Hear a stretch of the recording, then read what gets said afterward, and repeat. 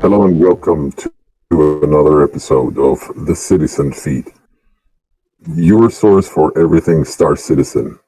I'm Ace36 and this is... Mozsta69, thank you, Ace, from Sydney, Australia, for those that don't know. And over there we got... Delta X85. Awesome, Delta. We'll start off, guys, as usual, with we got lots of interesting information from this week, and we'll kick things off with the week in review.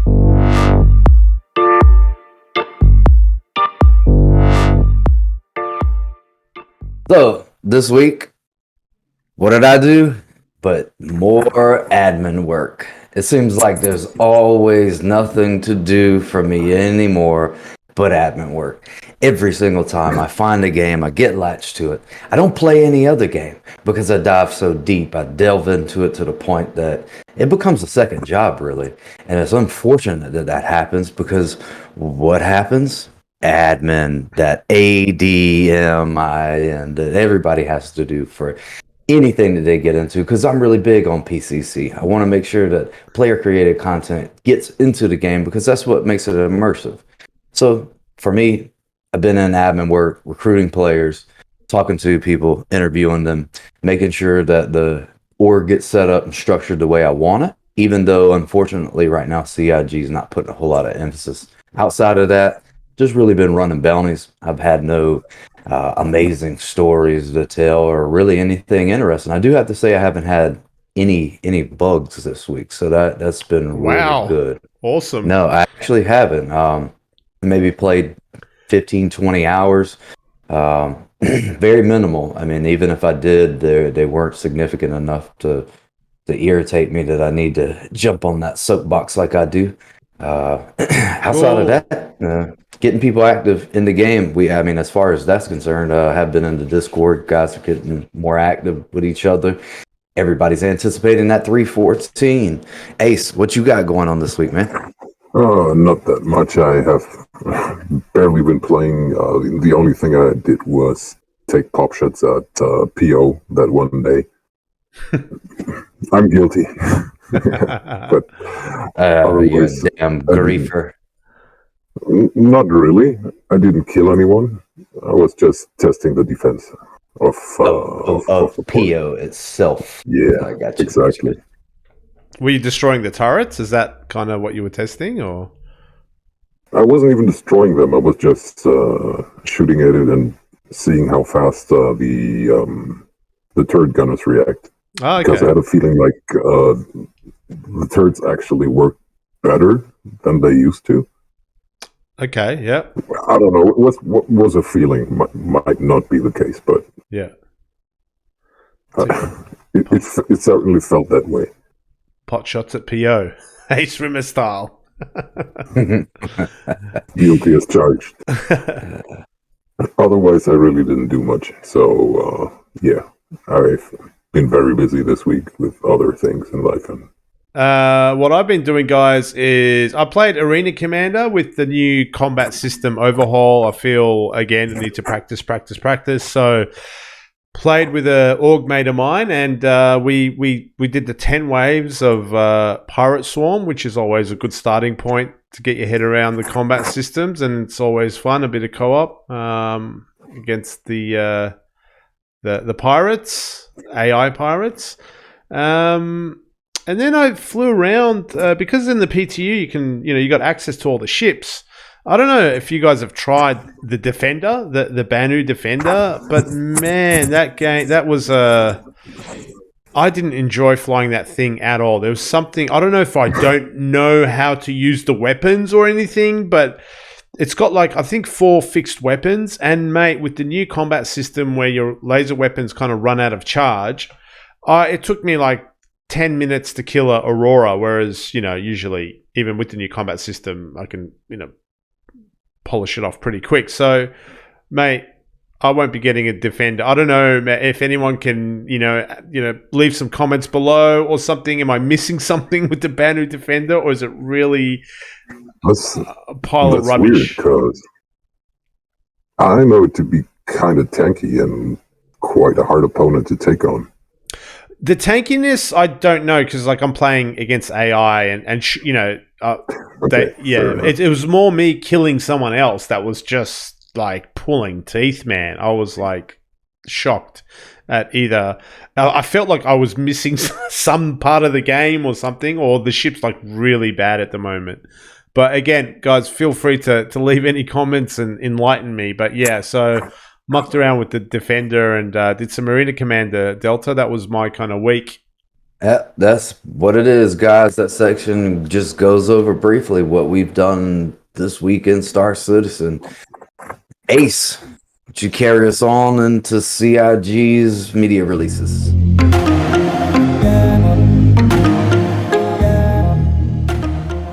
Yeah, this week we had an SCL, which was called That Vehicle Life 314, and it featured Jared, obviously, as the host, and it had Yogi Klett, Dave Colson, Rich Taylor, and Backsmasher Mark in there. And they talked about a lot of substantial things that will be implemented in 314. One of the things being weapon ranges, how they adjusted them, and the guns are rather conceptualized as short-range weapons with an ideal distance of like 1,200 meters, and then you have the missiles for more of like mid-range gameplay. They talked about changes for the ballistic guns and how they work in conjunction with shields and how they penetrate the shields. The thing about this is that they actually had massive changes. I didn't mean to cut you off. If you want to finish what you had to say, go ahead. I mean, they covered a lot in this video, from, as you said, the ballistics, the range of the weapons being reduced to 1.2 or 1.5 kilometers, and then missiles kind of taking over from that point onwards in regards to range. I'm not sure if I'm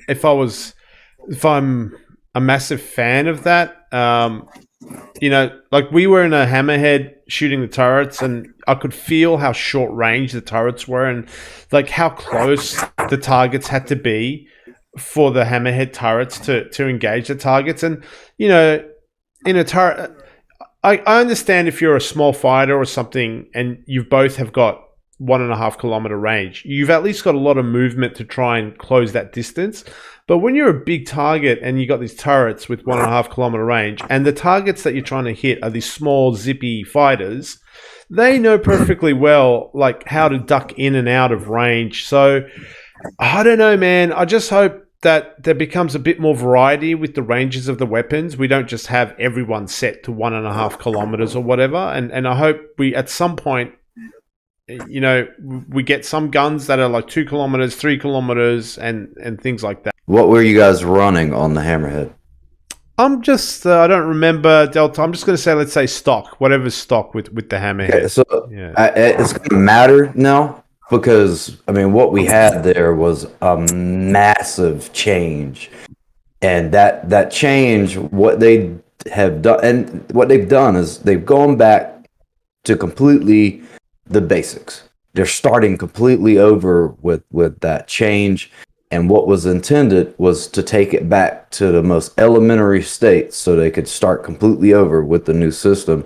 And they grouped it together. So you have size 1s and to 4s now, and then 5 and up. Then within those groups, they broke up the cannons, the ballistics, and the lasers. So there's the whole entire gameplay. It has changed, but they did emphasize the point that this will not stay the same. There's a lot that they have to work on and continue to get. And the only reason ballistics got nerfed the way they did, especially with the ammo capacity, is the current system that they had won't allow them to prevent, to interrupt the continuous firing.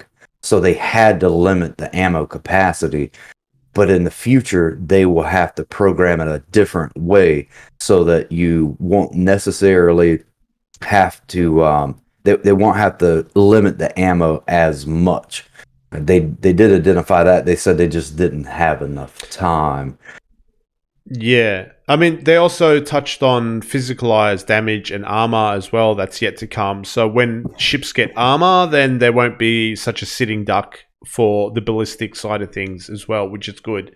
So, Yeah, that will change everything in terms of damage and tankiness. We're going to go through point by point, like what this video, the vehicle life, as it was called, was kind of released during the week. But one philosophical thing I got from this is, for better or for worse, I'm not judging it. I'm just saying this is the philosophical thing I took away from it, is at this point in the development, they don't, I don't know, I'm not convinced that they have a set idea of what they want things to feel like. I think they've got some loose ideas of what they want things to feel like, and then they put that into the game, and like you said, they've resetted everything in a way, and then they get feedback, and then they get players' opinions, they get feedback themselves, they get analytical data, and then they increment it some more, and hopefully we get a final product. That's kind of what I got about everything in this sort of juicy video that we had. But moving on to the specifics. So, yeah, again, sorry, I waffled on, but yeah, the physicalized damage and armor is yet to come. Ballistics have got they're like, the last resort. Like, if you're in deep shit in a dogfight, then you start using your ballistics, because there's not much ammunition there as well. So, sorry, Delta or Ace. There's a lot to chew in this video. So, again, scanners was covered. The capacitance system, how they're not physicalized objects at the moment, but they could be physicalized in the future, was quite interesting. The systems are in place, yes. Yeah. Yeah, they put the systems in place already. They said it's just that they don't have a physical representation as of now. That's right. Well, I want to make a touch on a point that you alluded to before we move into anything else. As far as what they're doing, like, you gave your opinion about it. So here's mine. I actually like what they're doing with this new system. Okay, so they actually starting over, completely new. And there's a lot in this game that they need to start over completely new, i.e. the star map. However, on this subject, what they've done is, I agree with you. They don't have a definitive vision of where they want to go, but they knew that they wanted to start over. Personally, I like how they've done it, because they did literally say, almost verbatim, that we're going to throw it out there and get feedback and change it as we go over successive patches. And they actually identified a lot of feedback. Like, one in particular was that came from the players about projectiles for the hammerheads. This is actually the specific reference that they use. Projectiles for the hammerhead will get a buff because of exactly what you said, Maz. In short range, you're screwed, essentially, in a hammerhead and a capital ship. The hammerhead was one of the ones that they were using the most of, and that is true. You get within a 200-meter range of a hammerhead, and it's going to struggle being able to fight you. Fully crewed, maybe not, but that interior range, because that's normally what I do. If I fight a hammerhead, I'm flying deep and hard on the inside, and I'm just going to light it up on the inside of it and just continue to fly around it, because it makes it very difficult to hit. But they understand that. So projectiles are going to get a huge buff in the future. As far as what we're dealing with here with the combat changes is substantial. Like, this video, there was so much, so deep. We could sit here and talk about it for, over an hour, and that's all the length of the video.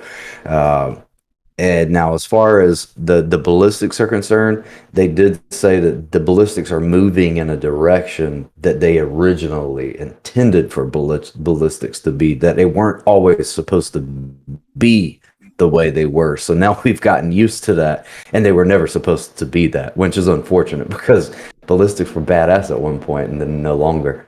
They were fun, if nothing else. Yeah, I mean, they're still bad. They're even more badass, but just for a very short period of time. It's premature ejaculation is what it is. Oh, you want to avoid that with your precious ballistics ammo. That's for sure. You don't want to use it too early. So it'll be interesting to see. Like, there are some ships that are ballistics only, right? Like the Inferno that's coming in a patch soon. So I'm pretty sure that would have a decent amount of ballistics, because you wouldn't want, every time it has. It does. Yeah. It comes with like dedicated space for extra ammunition. Yeah. It was pointed out in the sales pitch. Oh, good. It has less armor capability than the electrical weapons version with the ion, with laser. Yeah. That one has more armor. Yeah. And that armor had to go to make room for all the ammo. Another interesting thing, though, guys, is with the capacitance system, right? You've got this sort of capacitance system that's managed by the power triangle. So, when you for users that don't know, you've got this sort of energy flow that you can pull energy that you can, for example, send all your energy to your guns, your laser weapons, and the result of that means you get a few more shots out of your laser weapons, and the regeneration time is also is less. If you, for example, gave power to the shields, you would increase the hit points of the shields, and you would also decrease the regeneration time, and so on and so forth. The third being the thrusters. You get more boost, and you get less regeneration time as well. So you're kind of managing that within combat. But what I was getting to, tying it back to ballistics, is you can now, when you're designing your ship, correct me if I'm wrong, you can, if you put more ballistics onto your ship, your laser weapons now get more of that capacitance pool to use, if that makes sense. So the more ballistics you put on, the remaining laser weapons get more capacitance, therefore more shots to use. So ballistics, is that right, Ace? Makes sense. I'm not aware it is that way, but it would totally make sense to be that way, because a ballistic gun doesn't really use the capacitor at all. Except for maybe power. They got it to a point to where it would do that, because what you're saying, in theory, if you follow the process, it should work that way. Yeah. I don't know if it's implemented or not. I thought I noticed something on my Buccaneer where I replaced 2 of the little ballistics with laser weapons, and across the board my laser shots went down for each gun, if that makes sense. But yeah, anyway, that'll be interesting if that is not implemented, for it to be implemented. I'll have to go do some further testing to confirm, or maybe someone can email us and let us know. Well, what we have there is, now you're going to have to put more emphasis in on picking what weapons you're going to employ on your ships, even more so than before.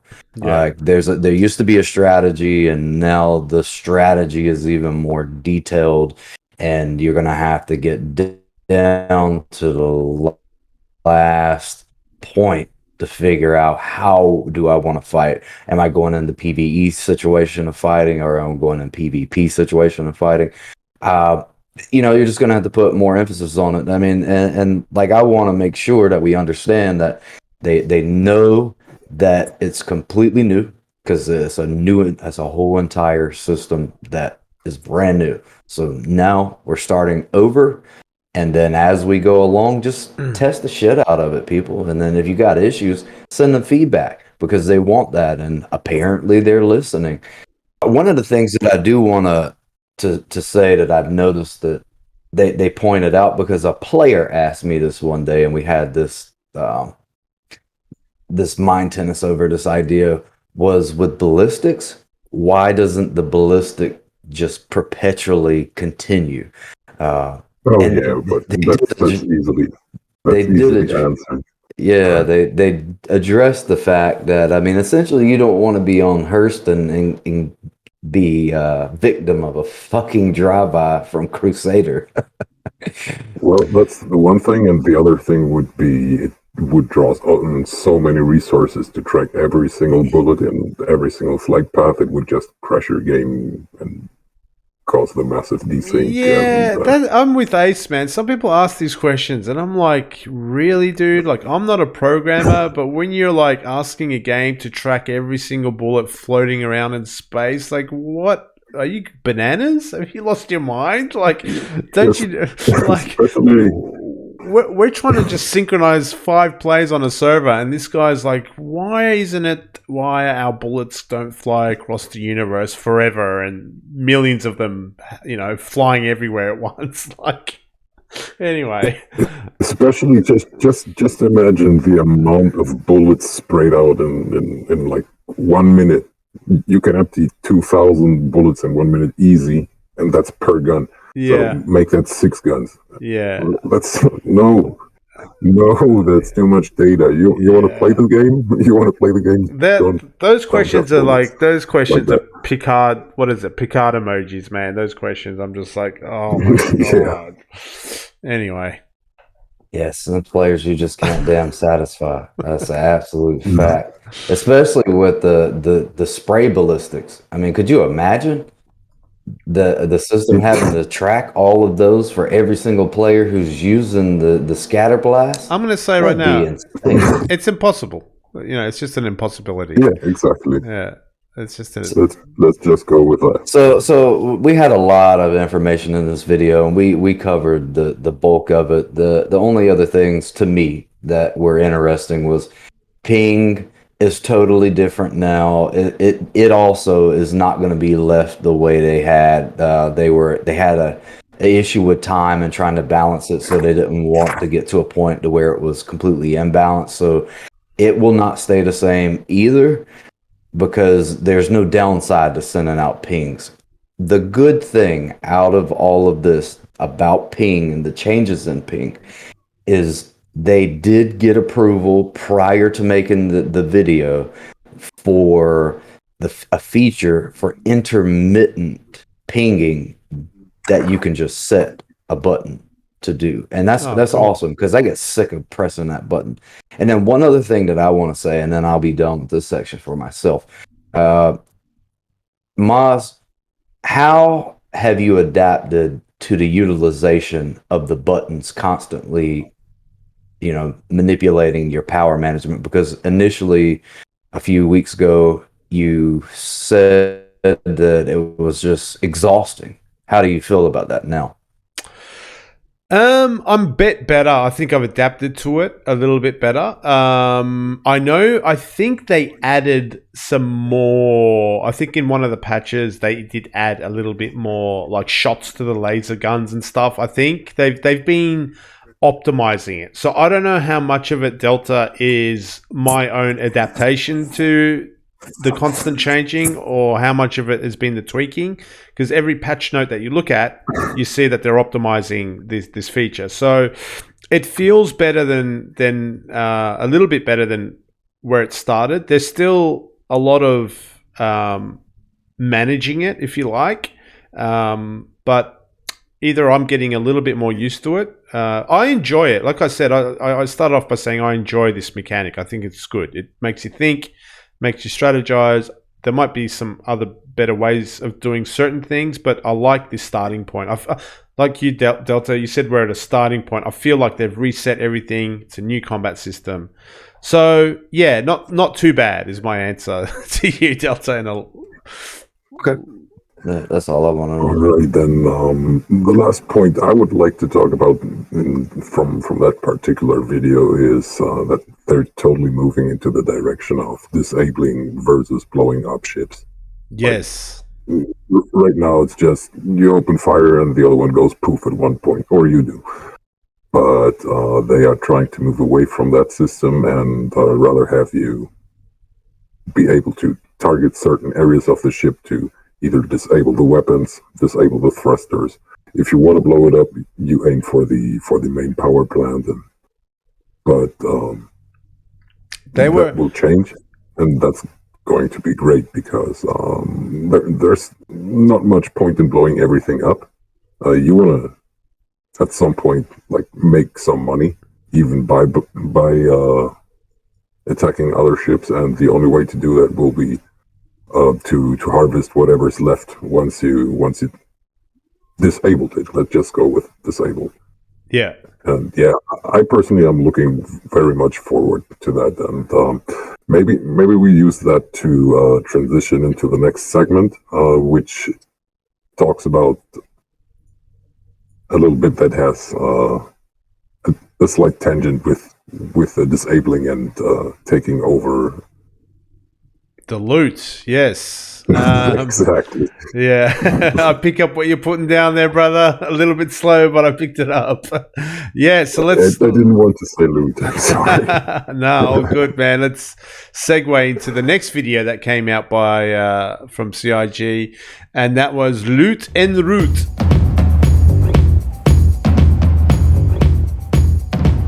It was called, or En Route, depending which part of the world you live in. And yeah, man, like really exciting stuff. Like you alluded to in the previous video, they were talking about, you know, blowing up a ship is going to be a very rare thing. I'm just kind of giving my opinion on the previous video, and you know, it's going to be a lot harder to just blow up a ship. You're going to probably disable a ship, and the crew might be able to scramble and get out, and then you can, you know, take, you know, hostages or you know, have people captured or and their components stolen and stuff, which kind of leads into this video that was released about the looting system that they're looking to release, which is quite exciting for us long-time Star Citizen players. We've been absolutely destroying things for nearly a decade without ever looting anything.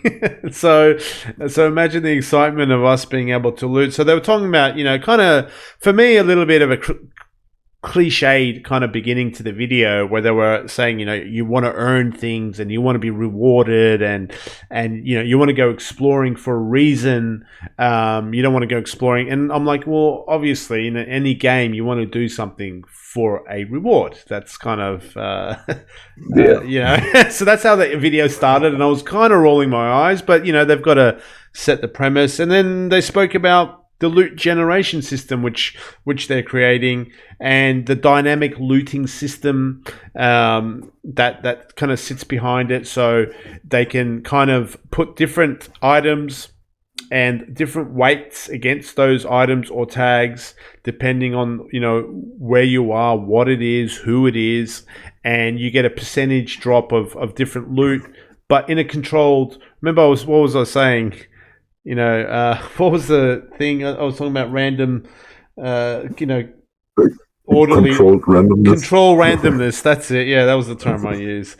So really awesome, the loot generation system, and then how it ties in ultimately with the quantum or quanta system, which is that overarching economic system where you might be in a poor area. So therefore the loot that you get is going to be impacted by the fact that you're in a poor area. If you're in a rich area, then the loot that you get is going to be impacted by the fact that you're in a rich area. So you might get more of X, Y, and Z. Yeah. And those areas will dynamically change depending on battles and wars and who's running it. Yeah, so they said the loot will actually change it if, like, one of those underground bases, let's take one of those for example, if it's occupied by pirates or criminals, the loot will represent that, and once it's taken over by Hurston again, then you'll find Hurston related loot too.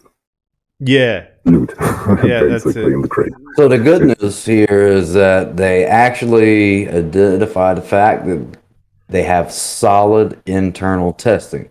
What does that mean from CIG's perspective? I don't know. But I would like to have faith that when they say solid internal testing, it means solid internal testing. The thing that intrigues me the most about this loot generation system is not only the fact that it's attached to the foundation of the harvestable system. They're going to be able to test the harvestable system by introducing this loot generation system. So in the future, our harvestables will actually get better due to this being implemented. The dynamic nature of it as well. So as quanta changes, and if NPCs of a particular type are in an area, how, like you guys said, the crates or containers will change based on that. That's pretty amazing. That way, as the game evolves, so will those containers, and it's not just a basic rudimentary, reward. It's always going to change. So you can't necessarily go today into an area and then in 6 months from now, if things change to where NPCs are pulled out, move in for whatever lure reasons, that loot's going to be different. So you do have a reason to go back if that's your thing. Me personally, I'm not real big on quests. I'm a grinder, dude. I just want to make money. That's all I want to do. I get in the game. I'm busting bounties because it's the most efficient way to make money at the time. Is it amazing for a lot of people? Yeah. Do I care about loot? No. Does it make the game more immersive? Yeah. Anything that they add here that you can run with a loop is awesome, because you have so many different types of players, and the players that are really into loot generation, I know that's huge in MMOs, but not so much for me. As far as what they're doing with it, it's pretty amazing. And we also got our sprint report during that period too. Yeah, that was the second half of the video. So as per usual, we got a sprint report, which was all visual effects related stuff, which is pretty cool as well. We had the dust particle effects. We had the dust particle effects as a result of the thruster interaction on the dust. So immediately I was thinking, wow, what's that going to look like on the water, or blowing snow around, or your cutlass zooming over the top of a jungle or something, like, that kind of some cool visuals. I'm sure will be implemented. We have the leaf interaction with your shoes. As you guys all know, we've got wonderful leaves in Orison at our feet, and apparently that kind of mechanic did so well that it's going, or is already in, a PTU build. So keep an eye out on the ground when you're walking around in Orison. You'll be able to kick around some leaves soon.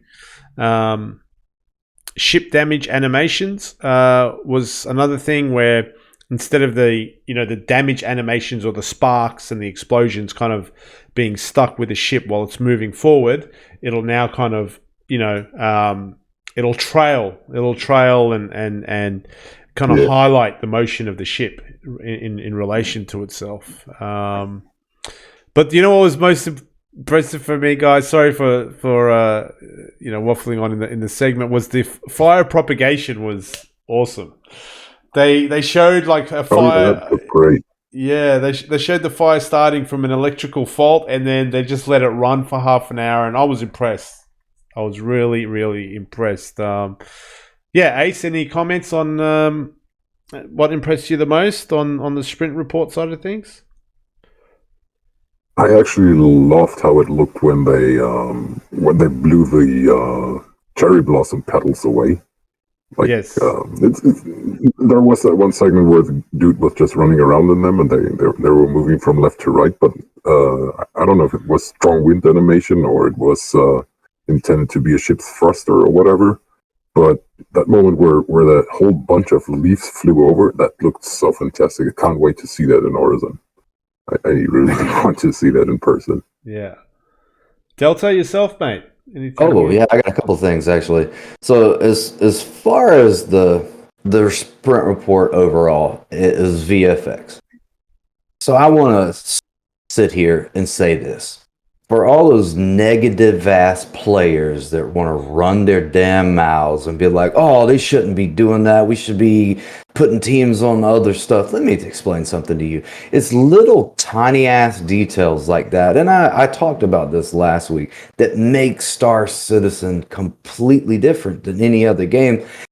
Leaves blowing around, fire propagation. The one thing that you guys didn't talk about was the lightning scaling. They're getting back into lightning and they think they have it figured out now. It looks amazing as far as what they've tested. Yeah, the lightning. So now the point here I want to make is all of these little VFX details and how it is affected by the environment. I mean, hell, the thrusters aren't just going to be the movement is going to be affected by the environment itself as well. So if you have wind, that's going to affect it. If you're over water, that's going to affect it. So all of these little teeny tiny details make the game and the experience more realistic. So every single time they do this, is constructive, cumulative. It's building, it's growing, and those things overall they get taken for granted.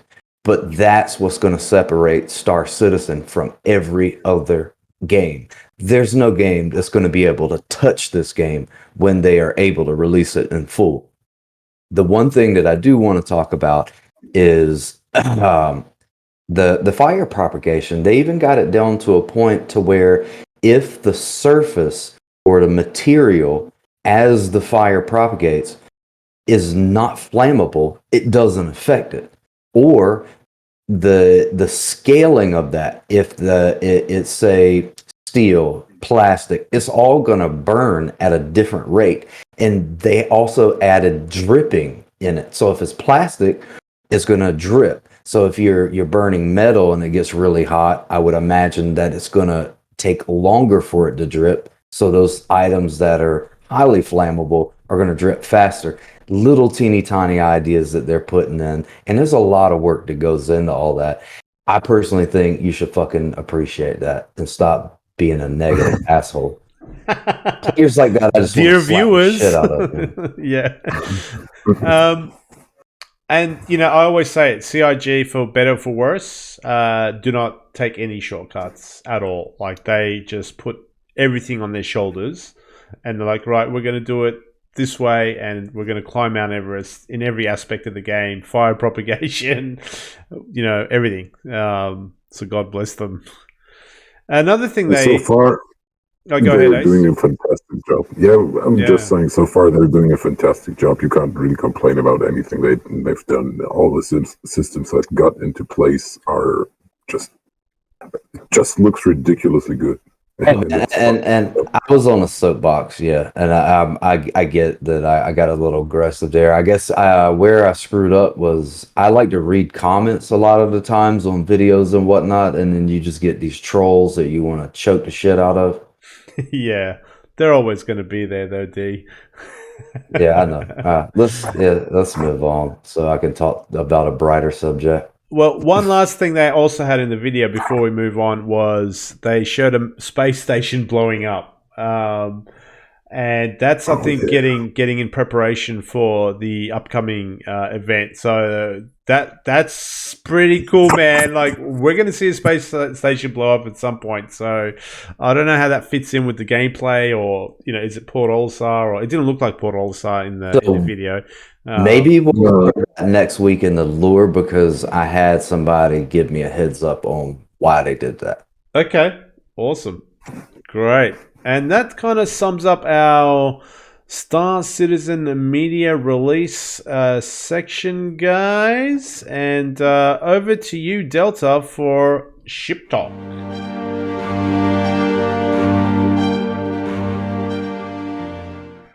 SHIPtalk. As you know, for those citizens that are returning, this is our segment about ships. So are you a ship talker? Because that's what we're about to do, talk ship. This week, it's Crusader Hercules. So we're going to go over the C2, M2, and the A2. We got this ship in Alpha 3.13. An amazing ship. It's beautiful, man. It's on that level aesthetically for me personally that Origin brings, but it's a Crusader ship. And ironically, this ship is going to be a cargo ship. Any of you have one? Nope, I don't. I want one. I want one very badly. I've got a C2. So there's 3 variants. There's the C2, the M2, and the A2. The A2 is going to be a bomber. With minimal cargo. There's only 200 and maybe 34 SEUs. Yeah, that's exactly what the number is. Yeah. So I've got a C2, Delta, to answer your question. So yeah, so with this ship, as he alluded to, there's the C2, M2, A2. A2 is going to be your bomber. There are visual differences between the 2 ships, or the 3 rather, and there are indeed specific areas where these 3 ships differ dramatically in a lot of cases. First off, since you actually own one, Moss, yep. What do you think about the ship?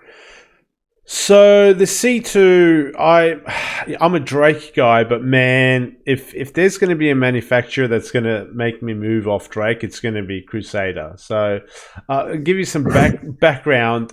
First of all, a lot of my friends were waiting for the Mercury, and a lot of my friends were waiting for the Hercules as well, both Crusader ships. And now I've got a lot of friends, I think, waiting for the Inferno and stuff. So Crusader fanboys are all around me, and I do love the ship. Now, in regards to the C2, I love the way it looks. I love the VTOL as well. For such a big ship, how you can come in VTOL and point the engines down, and that kind of stabilizes you in heavy winds and stuff is amazing. Massive cargo area. Obviously, it's dethroned my beloved Caterpillar, as we spoke about last week.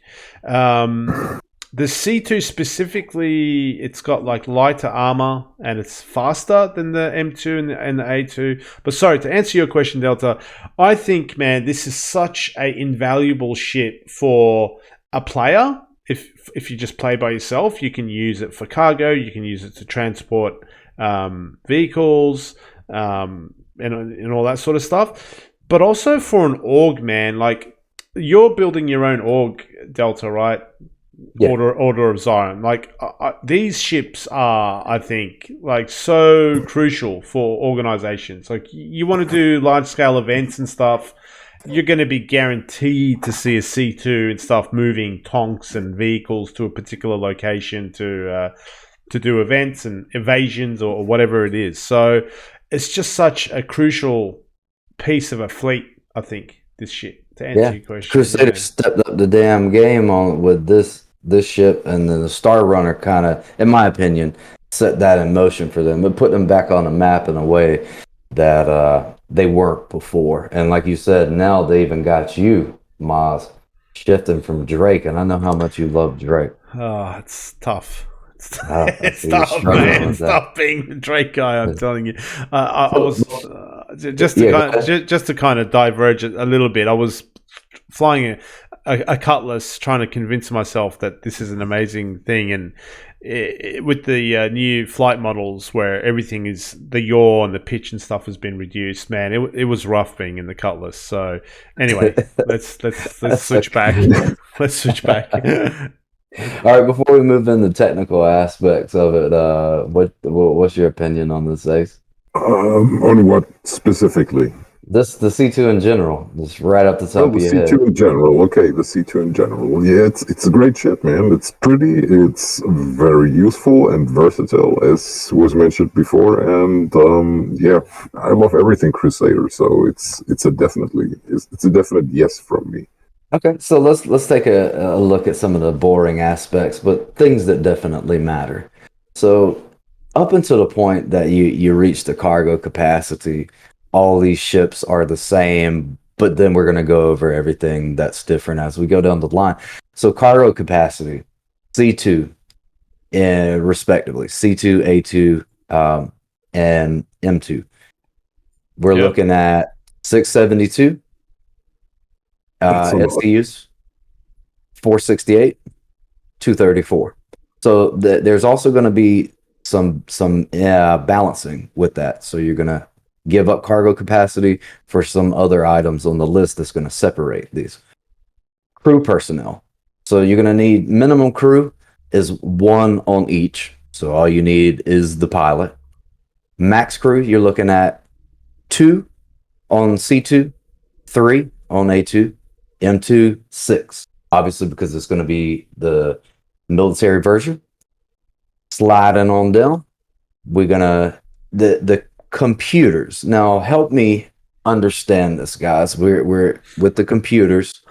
Yeah. We got the C2, the A2 has 1. Then the M2, the M2's got 2. So what is that specifically talking about? I think that my information here, I'm looking at the brochure. I think the A2 is going to have 2, which makes more sense. Are you looking at the ship matrix? Yeah. Ship matrix. Don't trust that shit, dude. Don't trust that. The ship matrix is wrong. Yeah. Okay. So just to reconfirm, the A2 is going to have 2. So you asked what do computers do, right? So I only know a little bit. I know computers, one part that they're going to play is they're going to have AI blades running turrets at some point. And right, so the more turrets you have, which is what the A2 has, the more computing power you might need if you want to outsource your turrets to a computer instead of a turret man. So that's kind of what I know about computers. I don't know much else. Is scanning? I always think like scanning and stuff is tied to it, but I don't think it is, or it will be. I don't know much else. I have no information to say yes or no in that regard, but I imagine it to be relevant in other regards other than how many AI blades you can actually slave. Yeah. That was actually on me. It wasn't on the ship matrix because I had the M and A swapped in my mind. Okay. As I was scrolling down. So yeah, as we move further down, you can think of this as the designations is C is civilian, M is military, and A is aerial bomber, because that's essentially pretty much. Yeah, attack. Yeah, attack. Yeah, artillery, stuff like that. But yeah, it's pretty much that. You got the other two. The C2 is pretty much a civilian ship that's sold to everyone. The M2 is a military version, which is beefed up with guns, and the A2 is the ultimate. I will bomb your planet, and yes, that's that version. We'll focus essentially on what the differences are and the variants. So the C2 actually has 12 maneuvering thrusters. The other two only have 10.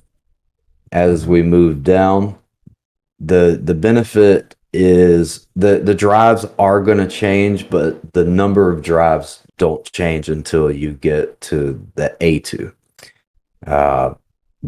Continuance on down. The irony here is so what? that sorry. Can you? So the A2's got 2 quantum drives, or yes, okay. According to the ship matrix, the A2 is going to have 2. So now, if we get checked in the comments below, you check RSI. Don't put that shit right here. All right, and then we're scrolling on down. The only difference in shield generators is that the M2 is only going to have 1 according to this. The other 2 are going to have 2. That could be a typo, I guess, for those individuals that it does. That kind of threw me off a bit because that the last 2, the M and A, are more military focused, correct? Yeah. So that doesn't make sense to me. That is absolutely incorrect. In my opinion. So for those of you that have, A2s, you can, or the M2, you can confirm that for us. Now, where we see a substantial difference, and then we'll move into some of the other points as far as the aesthetics of it. Weapons. Yeah. So big difference. Huge, substantial difference with the weaponry. So we're looking at on the C2, we got 2 size 4s. Forward Then facing. Yep. and forward facing. Then we got 2 turrets at size 4. Then what do we have on the M2? One more turret. 2. Yep. You get one more turret. Yep. You get That's one going to be more the turret. substantial difference. Yep. And then each one of those are going to have 2 guns on them. Sorry. You get one more turret, I think, and do you get 2 more guns pointing forward as well? I think so. I'm not sure though. According to SHIPmatrix. Let me check. I like the brochure. I should have shared this with you. The brochures seem to be a bit more Accurate than the SHIPmatrix. Yeah. So the M2 is going to have no. I think SHIPmatrix is doing all right. M2 still, according to this, has got 2 size 4 guns, ballistic cannons pointing forward for the pilot, and then it's got 3 remote turrets, size 3 remote turrets. So it's basically difference between M2 and C2 is M2's got 1 more turret. Keep your life simple. 1 more turret.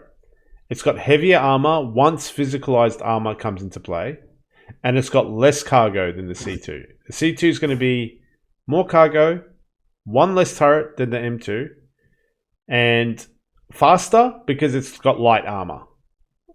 So let's talk about where the A2 becomes an absolute beast. So the amount of carrying capacity, even though it's at 234, I mean, hell, comparing it to a lot of the current cargo ships is still not too bad. But where you benefit substantially, let's take a look at these forward-facing weapons. Look at what you got, man. Look at 4 forward-facing weapons. Yeah, man. That's for the pilot. Yeah. I think 2 of them are size 5. 2 size 4 and 2 size 5s. Like vicious. So then you move on down to the turrets. Look what you got there. You got 3 at 5, size 5, and 3 at size 4. If the brochure says differently, let's check that while we're at it. This brochure says 3 remote turrets with size 3s. They could have improved that. I don't know. And then 2. This matrix says it was updated 3 months ago. Okay. And then 2 remote turrets at size 4. Anyway, we're looking at 5 turrets at the end of the day. But it's got these 2 weird turrets. The 2 additional ones that they add, if you look at them, they're under the wing, right, on either side, and they kind of look like they're designed to spray the ground more than anything else. Well, they very well might be. I mean, don't forget you can still fit a tank in there, and you kind of want the people getting out of the ship being safe while they get out of the ship. So it might make sense. The turret's on the underside. Yeah, it's on the underside, and it looks like it's ground directed. In my opinion, it doesn't look like it's positioned in a place for fighters or anything like that. And in fact, here in the brochure, it kind of says, it alludes to the fact that once you land the A2 on the ground, it's like a fortress.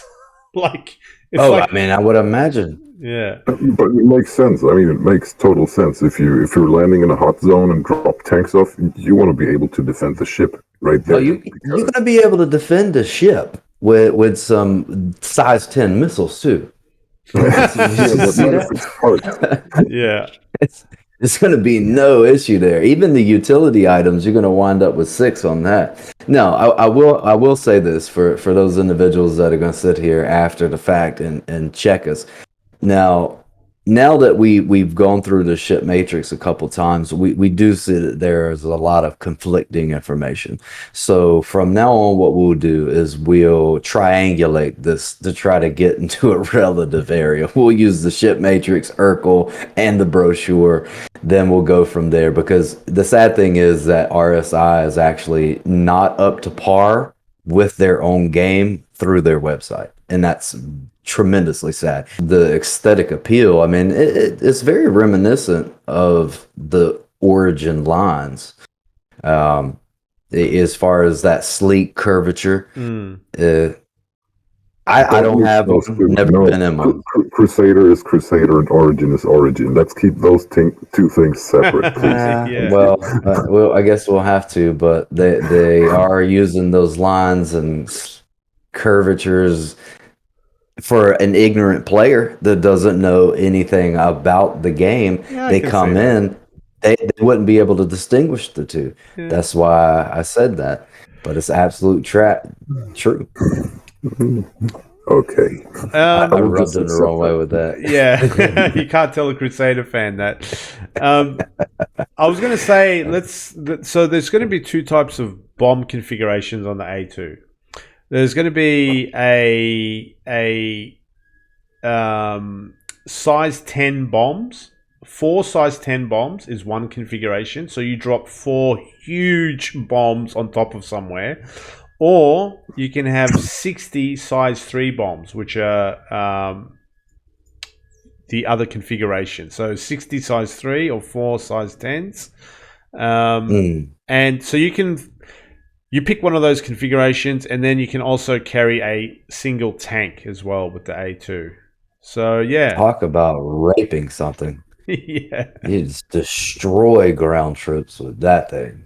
Especially if you're using, I mean, either way you run with it. Like if you run with the 4 size 10s, That's big Big booms. So if there's a massive ground war, just dropping that is going to obliterate or massively damage any fleet, depending how they play into the HP damage. But 60 size 3s? Yeah. That's for carpet bombing right there. Bombing. Daisy chaining, I think it's called. Oh, yes. Yeah. Yep. Daisy. Now, as far as that, it's an amazing ship. It's definitely something that I will own. It's definitely on my purchase list. The A2, I would assume, yeah? I don't know. I'd have to get in it, fly them around. Like, for instance, with my Vanguard, I initially bought the Sentinel. However, I wish I'd have bought the Harbinger first because I'm more of a missile gameplay kind of guy than the EMP. Yeah. Yeah. Okay. The only kind of not negative, but I told you guys I fell in love with the freelancer's picture before I came into the game, and then I came into the game, sat in a freelancer, and I just hate the cockpit dashboard when it looks like a truck. When I think spaceships should look fundamentally different to a dashboard of a car, right? And a freelancer, you're sitting in it, you can't see up, you can't see down, you've got a slit like a car, and you got this huge dashboard in front of you, and I just this is not what a spaceship should look like. So the Hercules is kind of like that, but I kind of forgive it because it just flies so well. I don't know what it is, but I'm not a big fan of the car or truck dashboard look, but I forgive it. It's a different sort of ship. It's not built for the pretty views. Yeah. No, certainly not. It's not an Explorer, like if you compare it to, let's say, the Carrack, for example, which would be all glass, more or less similarly sized. But you have that big ass cockpit where everybody can see out and do some visual exploration. Maz has one. Ace, you gonna buy it or not? Probably not. Okay, well, I am. Which of the 3 I'm gonna get, I don't know right now. I'll have to test it out. I got one of my VP in the syndicate actually has pretty much every damn ship you can imagine. So I'm gonna get him to get these out, and then I run with them. But let's move on into the scripted lore for this week, Ace.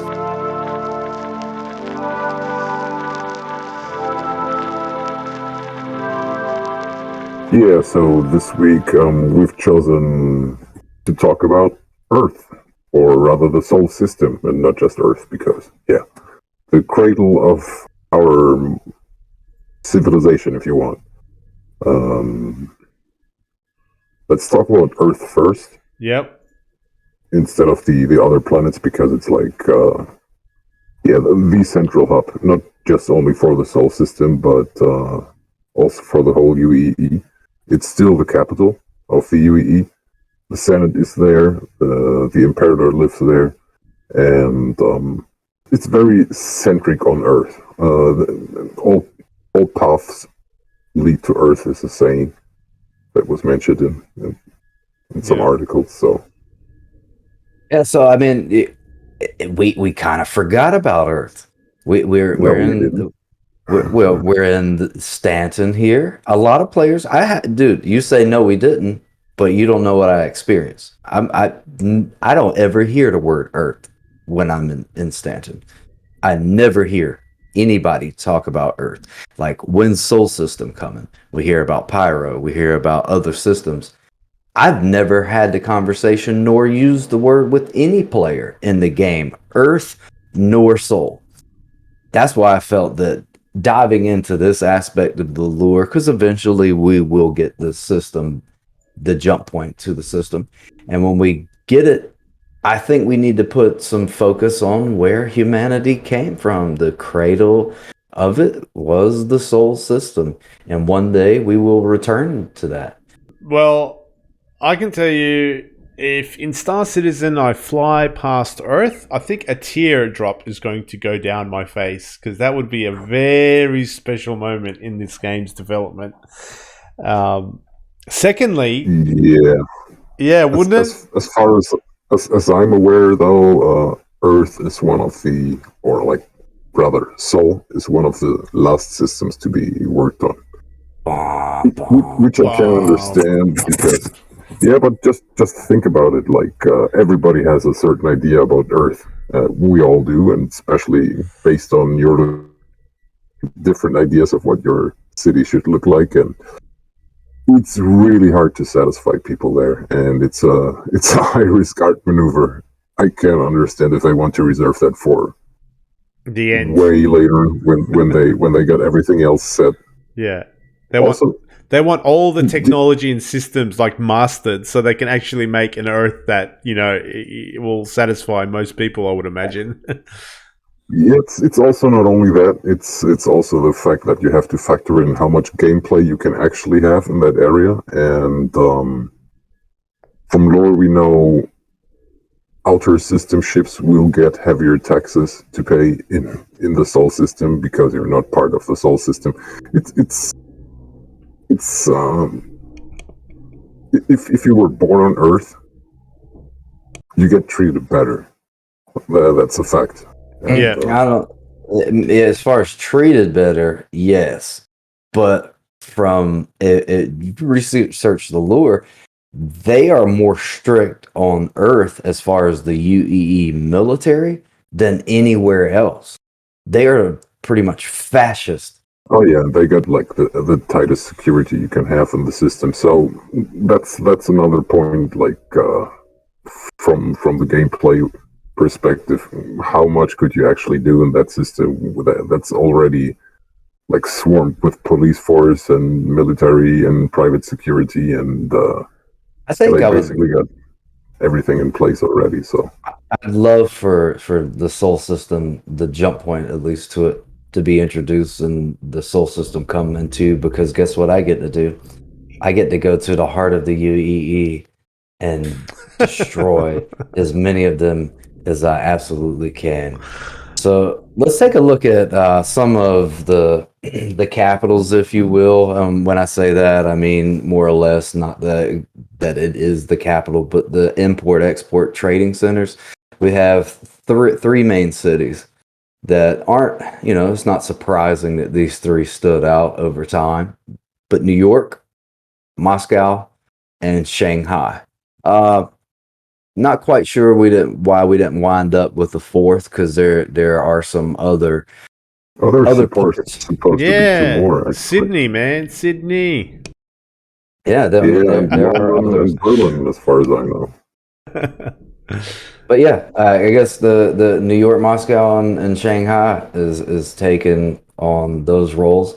So when the Sol system is introduced, we'll more than likely be able to visit those. Unfortunately, Ace, you're saying that's going to be one of the last systems. I expected about like 2,897. Some IRL. No comment on that part. some interesting facts is like at this point in time, Earth's like needing for like everything. They've run out of resources.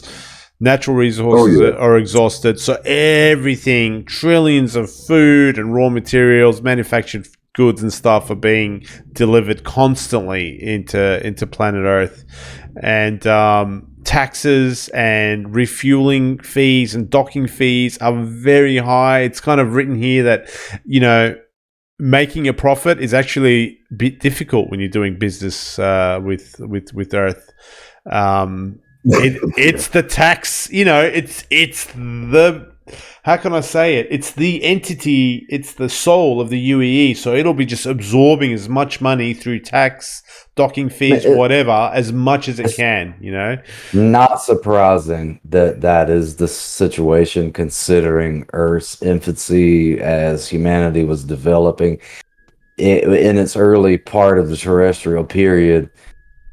That's where they were going, further and deeper, harder taxes on the individual.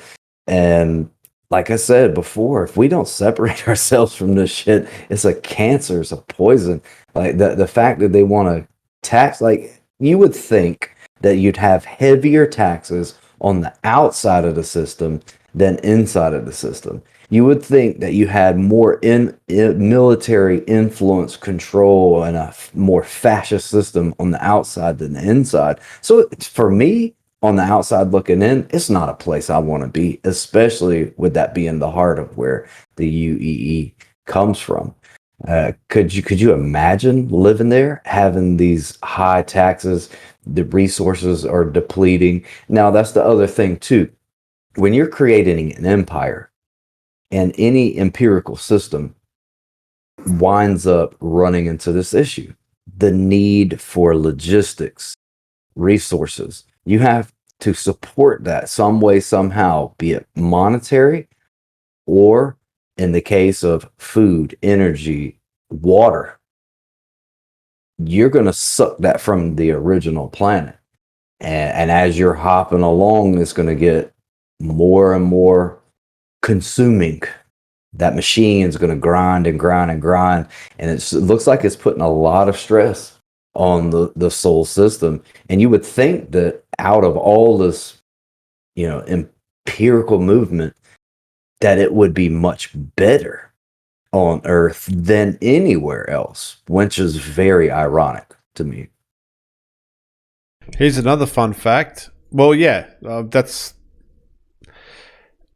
it is, I suppose. I'm not surprised by it. You know, it's the heart of the UAE, and you want to, you know, you want the honor of bringing food to Earth, but you're not gonna make any profit.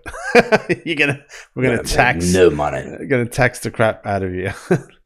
Well, but let's remember that reputation will also have a big influence on what you can and can't do in the future. So even if you're not making a profit transporting goods to Earth, yes, yeah, actually, that might be. That's right. Benefits. That's a good point. That actually is a very good point. You might not make profit, but you could be going up the you know, the power structure of the, you know, inner network of the UAE. Yeah, maybe that gives you access to better paid missions in other systems, or I don't know, contacts to certain agents of the UEE in other places that might certainly be cool. Grant you special missions, whatever. Yeah, but I can see them regulating that in another fashion. So it's just not not just monetary. Maybe you get some very particular parts you can only get there. Stuff like that. I mean, there's always ways around. So to put it in perspective for the monetary aspect, the individuals that when you hear the reference to soul, the soul system, okay, so that's gonna be the system that planet Earth is in.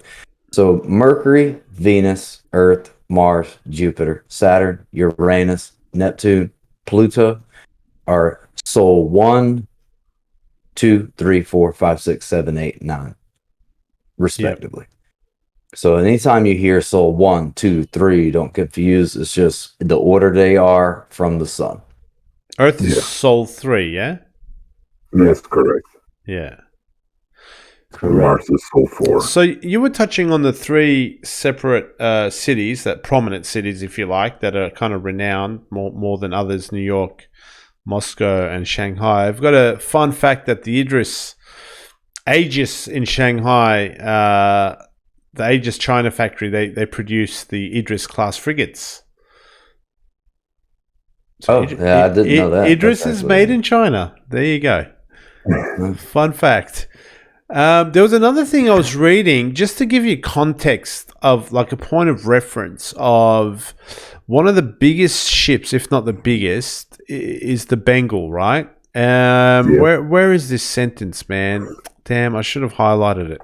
Just to give people, like, when we think of, let's take the biggest ship, right? And then let's try and imagine a fleet battle. Like, what do you imagine? Do you imagine 20 Bengals, 10 Bengals, 15 Bengals? Like, what's the scale of our imagination? You know, ask different people, you get different answers. But there's a line in here that really is annoying me because I can't find it, that kind of gives you the context of the scale. Here it is. So we're talking about Earth, right? The heart of the UEE, okay? Just to give you context of the number of Bengals around, right? So there'd be nowhere a place that would be more heavily defended, you would think, right? So the UEE, here we go. So the UEE military, advocacy, and various police patrol the system ceaselessly. And the Navy dockyards in Earth's orbit are home to port to no less than 5 Bengal-class carriers, and at least one is dry docked at any given time.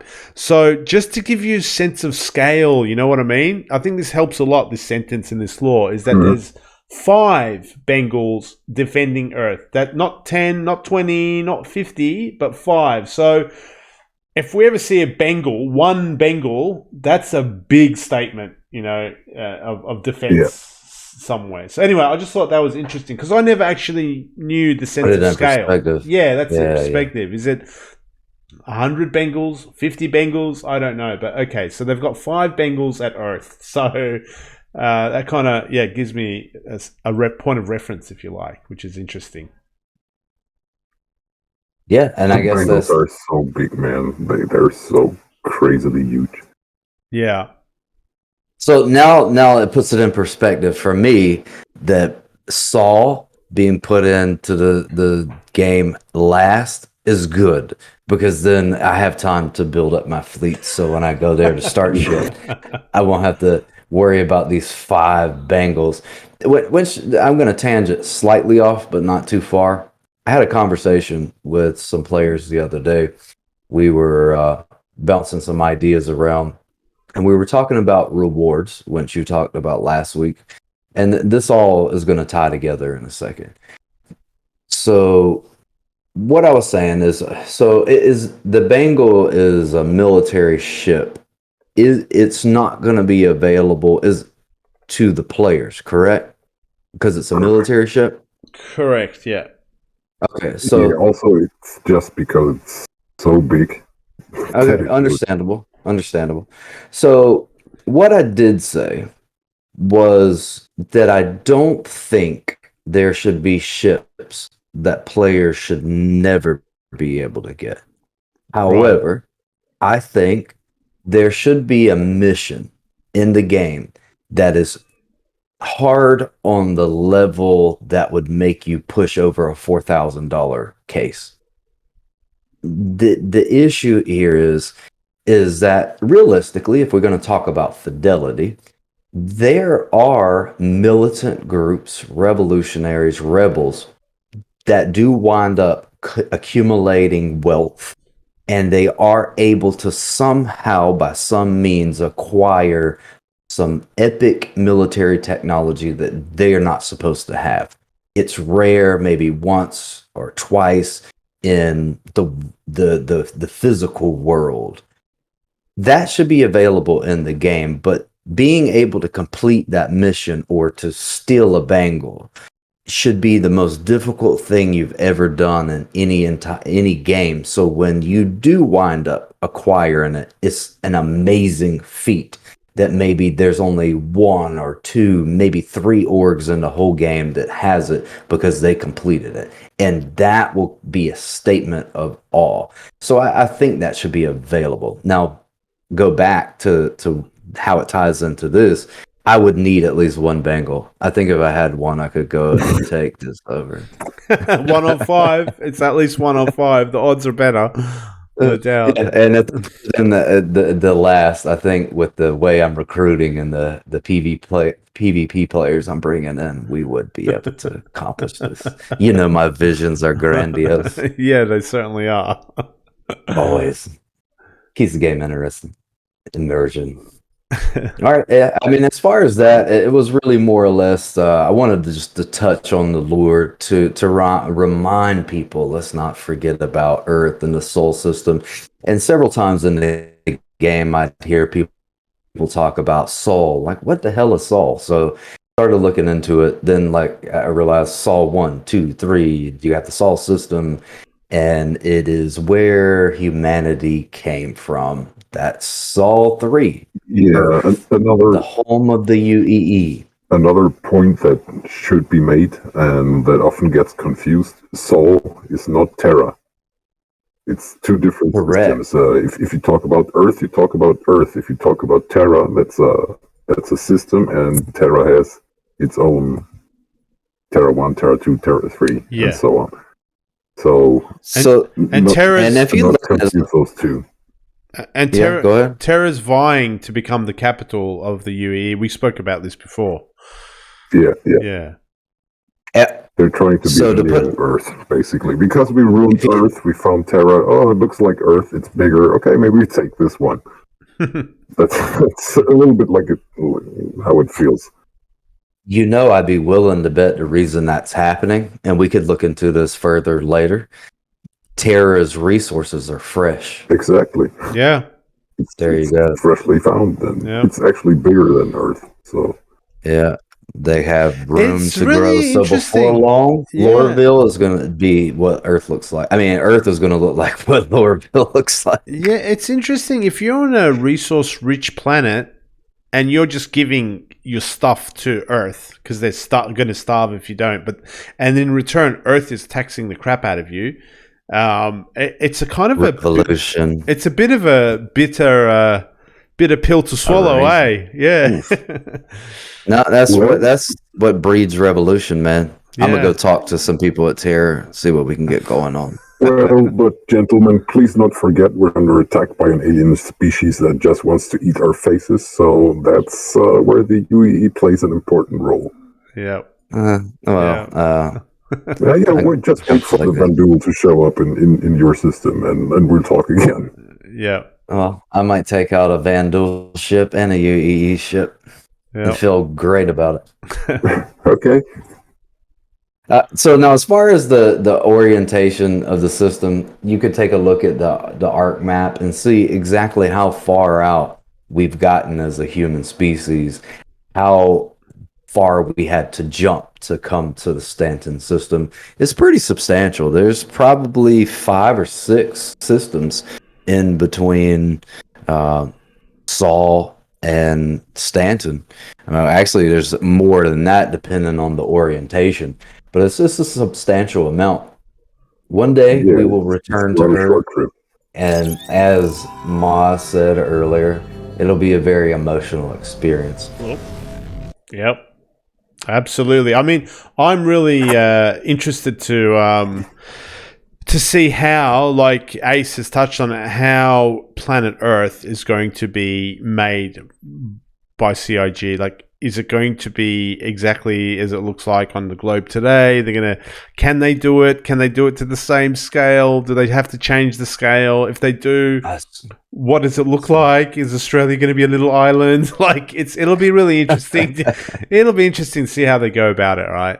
It'll be really and how much liberty does the player have to actually move around in the cities? That's the next thing, because, I mean... Yeah. You could take this and make it immensely huge. Like you can expand everything to a degree that would be just insane, basically. Yeah, so. I'm just reading between the lines, right? So now they've got New York, Moscow, and Shanghai kind of defined as three prominent places. I'm thinking maybe to start off with, they'll just have 3 landing zones. You know? Yeah. Similar to as what we got now. Like you got ArcCorp, and that's like probably on Earth like a closed off area that's the duty free zone, basically, where you don't need any special permits or whatnot to go visit the rest of Earth.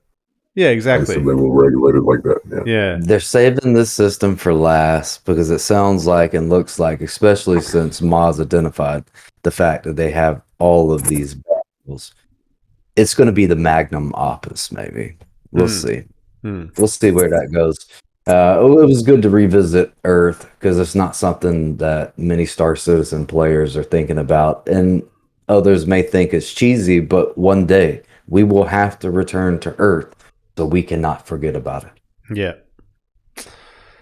All right, guys. I think that sums up the scripted lore segment for this weekend. I'll give it over to Moss now, and you'll open our next section.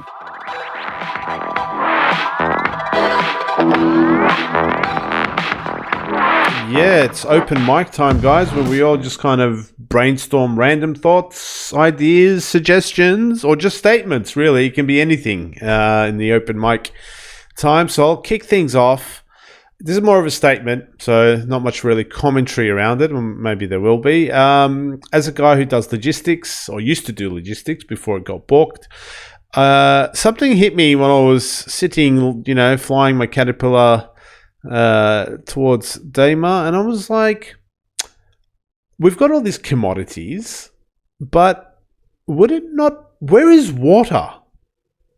Where is the all precious good one H2O? That's really good. Every space game that, like, Yella is all ice, right? And Yella is like it's kind of treated like, it's kind of resource rich moon, I suppose, but not that rich. But it's got ice, I think, on it, or the white powder on it, whatever it is. But it's not cocaine. Where is water, man? Like every sci-fi thing I watch, water is a big thing, not only for our own survival, guys. No, I mean H2O. It's got hydrogen for hydrogen fuel. It's got oxygen to breathe, and it's got H2O to drink. Like, it is gold. It's beyond gold, right? And in fact, right now, I follow a lot of, like real space stuff. The fact that we found ice on the moon is a big kind of push forward for us to go and build something on the moon, because we got ice on the moon. So there's this kind of lack of water kind of resources just as a commodity. I just want it as a commodity. And that's it. I'm going to drop the mic there. Where is the water discussion, guys? Oh, I absolutely support that idea, because that's one of those plot holes that you just shot through. It needs to be addressed immediately, because in a space game, that would be your number one commodity outside of oxygen. Number one. It'd be expensive as gold. I just like to think that all the stations that are placed in asteroid belts and certain points have certain small crews that go out and harvest the asteroids for ice. Yeah. To bring in some fresh water.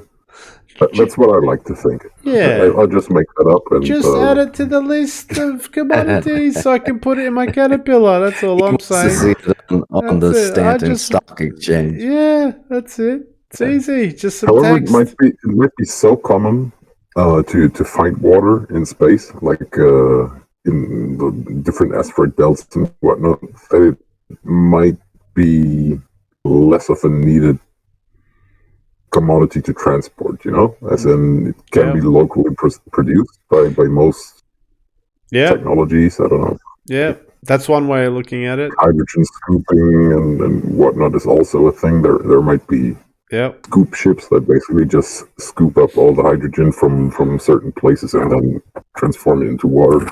Well, I mean, if let's say you did add that in water, okay, now just as we do with minables, if they added the commodity in the game, they Mhm. could create. What is the tanker vessel now? What's the name of that ship? Oh, the Starfarer. Star, Okay, the yeah, Starfarer. Starfarer. Let's Yeah. say there was a variant of the Starfarer that could go to, The Waterfarer. no, yeah, the Waterfarer, but could go to Microtech and harvest ice, process it, break it down, refine it as far as filtering, etc.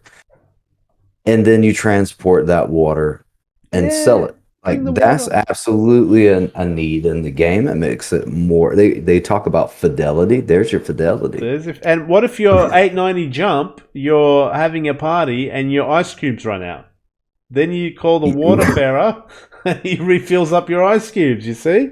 Yeah, just like Yeah, cut a scoop of glass full of water out of the swimming pool. That would be and they disgusting. already Ah, have the that's a good point. ability because they could just use the same tech for That's it. refueling for Water. the water fuel. Yeah. So I'm with Anyway, you on that. That's a very good point. That's me dropping the mic on that. Bring in the where's the water at CIG. So yeah, let's go with Delta. What's your open mic this week? As far as open mic, it's really more or less a question here Mm-hmm. for you, Moz, specifically, because you were actually in 314. Did you test any of the loops as far as cargo? You know, cargo's been broken. How is it looking in 314? Well, to be frank, I tested it only on 2 occasions. One occasion, I don't know if it was the server dude, but I couldn't buy anything with multiple ships at all. So it felt like they had switched it off, or it just had crashed on that particular server. And another time that I tested it, disappointingly, the supply and demand was still seemed to be the same, which is the reason why it's balked, if you like. And more disappointingly than that was I couldn't see my cargo in the ship, and that makes a cargo guy really sad, because the biggest reward for a cargo guy, the biggest reward, is going to the back of his cargo deck and looking at the cargo, and it wasn't spawning. So it was kind of broken from multiple facets, but that's PTU, right? PTU, things are broken, things are changing, they're changing things constantly. So I really don't, I want to reserve judgment and wait for this thing to go live and then really give it a good crack. But I wasn't seeing anything promising, Delta, put it that way. Womp womp. So for those individuals that like cargo, that's why I was just throwing that out there. Because you're always worried and wondering what is the next phase of patches going to bring as far as loops. Are they going to nerf this, nerf that? Man, bounties being the most efficient thing right now. Yeah, bringing cargoes is. I know they're working on different things, and I have no idea about the priorities of things. So I'm just a stupid man. I'm not having a go at CIG at all. But man, when cargo was a thing, Delta, I mean, you'd see caterpillars with fighter escorts. You'd see, now you're going to see C2s and stuff, flying. I don't see any of that anymore. All I see is fighters. Yeah. So, Everybody's just bounty hunting. That's I'm a little tired of that. We need the other systems to work again. Yeah. Anyway, I would agree with that, because so I did. I'll use the last bit of my time for this. I did an experiment. So there's been a debate with those hardcore miners and bounty hunters on the other side. Which of the two is the most profitable? I decided to test it for myself. So in 50 minutes, I made 768,000 alpha UEC with that's probably the most ideal situation, because the server that I was on was butter. The ERTs, VHRTs would load up immediately. As soon as I finished them, I'd be able to call them back in. I was highly efficient. I didn't hit any asteroids or space debris, because I got to where that's about the only thing that kills me anymore. and wound up with 768,000 alpha USEC in 50 minutes. Then I decided to buy a mole. I did do that. I ran that loop. That is the most cumbersome process that I have ever done in my entire life. There is no way, pound for pound, with the amount of time, energy, if you're literally calculating like I'm doing this for mining, I have to go out here, get the mole, search, find, then you have to crack it. Then you have to extract it. Then when you extract it, you got to take it back to the refinement center. You got to land. You got to get off of get out of your mole, run inside, maybe even suicide if you're running out of time, run down to the refinement center, go to the computer, set that shit up. Then after that, you got to run back to the mole, call it back out, get into it, go back out. Then hold on. You got to wait, depending on the process that you take, and a lot of people wait the most. I think the longest process at the time that I tried this last week was 2 days, which gave you the highest yield. But then you got to get your cargo ship logged back into the system, go put it into your cargo vessel. Then you got to take that cargo vessel, go to the market, sell it. Everybody says go to Area 18. So you go to Area 18, you're landing, you got to get out of that. You got to go down, you got to get on the transit system, go over to Area 18, go to the trade depot, run over to the monitor, and then sell the shit. That's too much, dude. When I can just hop in and run bounties, ERTs, VHRTs, and jump from systems or from bounty to bounty over and over, especially when it's loading up concurrently with VHRTs and ERTs.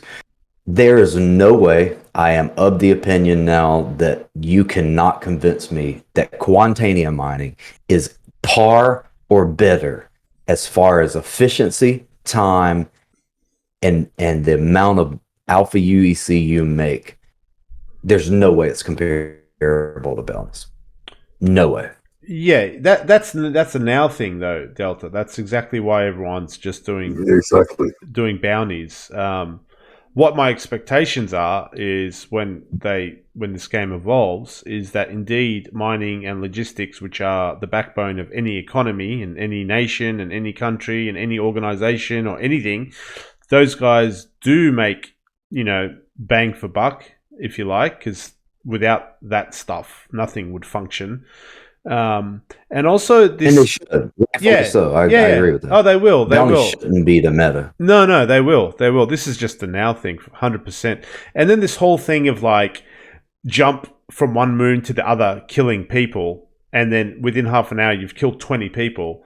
That all the fidelity of all this other stuff goes out the window. It's like, oh, hey, Delta. He walks into the room, at Lawville. What have you been doing? Oh, mate, I just killed 37 people in an hour. Like, that's. I'm sure bounties will become more difficult, more nuanced. Well, I don't know, but I'm hoping. A lower section is supporting that. Earth they're overpopulated. They're just sending people out in droves. Yeah. People dying. The lore supports that. Imagine the Vandal. The Vandal is sitting there looking at us. Not only are we like killing each other PvP, but the amount of humans just dying every 10 minutes at the feet of Delta or whoever. The Vandal is just like, if we just wait another 100 years, these guys are just going to kill themselves off at this rate. Which is a valid point. Valid point. Yeah, that's it. That's all I have. And that's what I was talking about. Of course, it's now. That's the only thing that I can test now. And the reason why I got so passionate about it is because I've literally had miners try to defend their position that it was par and even better, but I realized where they were failing to define the amount of money they were making and the amount of time they were mining was from the point that they got into the mole to the point that they dropped off their cargo to be refined. Yeah. No one ever said anything about, oh, I got to log back into game in 2 days and then go for 30 fucking minutes to go back to Area 18. Dude, That's crazy, man. It's a waste of time. Though is that miners who do mine keep that whole process in a loop. So while you get stuff refining in that one place, you go with your ship and pick stuff up somewhere else, mine your minerals, bring them to another refinery and start refining there. So you have like several locations where you can be refining stuff. And like that, be moving around and keep on mining. I think you can actually make some substantial amounts if you. But it's not part of the balance. There's no way it can be. With the rock mining, like not now anymore, which is different. Rock mining's a bit different. Like you can go down a vehicle, Hadonite, Dolomite, whatever the most expensive one was called, I forgot. You can get about 160,000 in one. More, you can get way more. You can get about more. I got 160,000, and my Rock DS was only like 10% filled, and that was that didn't involve any refining or anything. That's just selling it raw. But no, Delta, you're right. But it's only a now thing. It's a temporary thing, mate. Every time you refuel your ship, I want you guys to do. Every time you refuel your ship for $3, right? I want you to not realize that when you look at refueling your ship for $3, that the economy and the value is like eons away from being defined. You know what I mean? Like when it's nonsense. That's why I laugh when people are grinding for money, or they're like, "Oh man, if I come with you, how much money am I going to make?" I'm like, dude, don't worry about that stuff, man. Just come. Let's PvP. Let's shoot each other. Let's do some missions. Don't worry about money, dude. Money now is meaningless. I'm at this. No, I disagree with you. It's not meaningless because some players don't have the money to put in the actual game as far as real life currency. Sure. So they when they get in, they want to buy ships, buy new things for the ships. So it's a necessary. Like for me. When I'm jumping in the game, I have so little time between IRL and admin work that when I get into game, I don't have time to fuck around. Like I want to grind and make money because any of my disposable income is going straight into crypto. So with that being said, I want to make as much money as I can in game so I can test ships. And if I like the ships to the point that like I want this for the rest of my life, I will then buy it with real money. Yeah, no, you're right. Buying, I understand why a player would want to buy a ship. I absolutely agree that part of it is important. But what I'm trying to say is the value of a UEC is far from being defined. You know, the price of a can of Coke or the price of filling up your car is far from being defined. And when you go and you refuel for $3, you should realize that, right? Like $3 is filling up your spaceship for $3, whereas a t-shirt is $600. Yeah, it costs $900. All I'm saying is it should dawn on you that okay, we're far from value being settled down. Sure, make your money, grind your money, buy your ships and all that. Yeah, we are, but that doesn't change the fact that I had players argue with me about it. Yeah, no. That was the point I was making. No. People argue about everything. Yeah, absolutely. And what about you, Ace? Have you got any thoughts or open mic stuff, my friend? Not really this week. The only thing I'd like to theorycraft is I've been thinking about ships that would do maintenance work for other ships. I mean, that was a thing I was thinking about, like ships that dock to your ship basically, and instead of refueling it would be pumping out the toilets and stuff like that. You know, every ship has one, so they need to be taken care of, maintenance work and such. And basically a space garbage disposal ship that also has like a plant. Oh my god! So you're not talking about repairing it. You're not talking about repairing a ship. I'm talking like baseline maintenance, like plumbing and getting all this stuff sorted. Like Maybe exchanging air filters and carbon scrubbers and all that. But I think it would be an interesting ship, and you'd always have business because most ships have It's very toilets. practical. As a very practical. It's just as practical cleaning up shit out of the the bottom of the ship as it is to have water. I mean, we laugh now and make fun of it, but for the Romans and like other antique empires, how they managed their waste actually made the difference between make or break it. Oh, Exactly, dude, I'm laughing with excitement because I want a Drake garbage truck like now. Yeah. Like I do. Yeah, I would buy it tomorrow.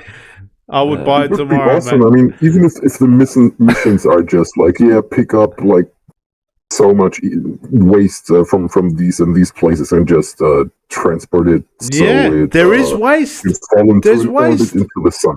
There's waste. I mean, yeah, There's waste, isn't there? That's one of the actual commodities is waste. exactly. And like that could have like It's already there. Water isn't. But yeah, weird, right? You can buy trash and waste and Not water. heavy water, but no regular water. Yeah. Dude, I would buy. But I mean, the skeleton crew. As you know, as we grow, as I said, I'm going to use a kind of. We're not going to be criminals per se, but we're going to be a mafia style organization. So, what mafia style organization wouldn't be in the garbage business, eh? So, I would be 100% into that. You need your sneaky garbage disposal. Sanitation professionals. Yeah, and then I'm thinking the smuggling opportunities as well, potentially in a garbage truck, like... Oh, yeah, I like that idea. Sick. The UE comes and scans your ship, and all they scan is shit. Yeah. Okay, you're good to go. It's also fun if you get blown up, like, okay, you go ahead, dude. Just blow me up. Explosion of shit. See what you find.